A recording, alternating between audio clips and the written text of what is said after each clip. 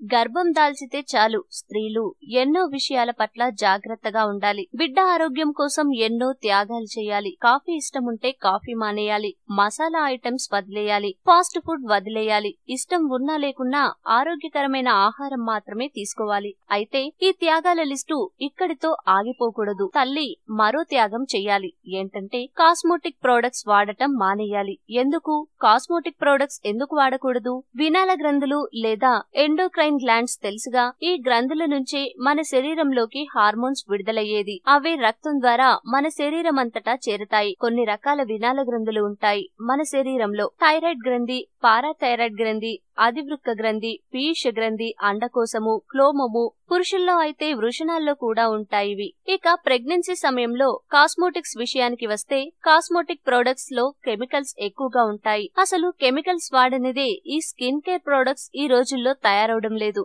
ఆ ప్రొడక్ట్స్ నుంచి క్యాష్, అట్రాజైన్, పాథలేట్స్, డియాక్సిన్, బీపీఏ లాంటి కెమికల్స్ మన వినాల గ్రంథుల్లోకి చొచ్చుకుపోయి హార్మోన్స్ ఇన్బ్యాలెన్స్ కి కారణమవుతాయి. అదే జరిగితే బిడ్డ లోపాలతో పుట్టడం జరిగే ప్రమాదం లేకపోలేదు. ఈ రసాయనాలు 1-2 కాదు, దాదాపు అన్ని కాస్మోటిక్ ప్రొడక్ట్స్ లో ఉంటున్నాయి. ఉదాహరణకు చెప్పాలంటే పెర్ఫ్యూమ్ లో పాథలేట్స్ అనే హానికారకమైన కెమికల్ ఉంటుంది. ఇలాగే nail paint, hair dye, beauty creams, makeup products అన్నిట్లోనూ ఈ కెమికల్స్ కలుపుతున్నారు. కాబట్టి గర్భంతో ఉన్న తల్లులకు బిడ్డకు జన్మనిచ్చేదాకా అయినా కొద్దిగా అలంకారాలకు దూరంగా ఉంటే మంచిది.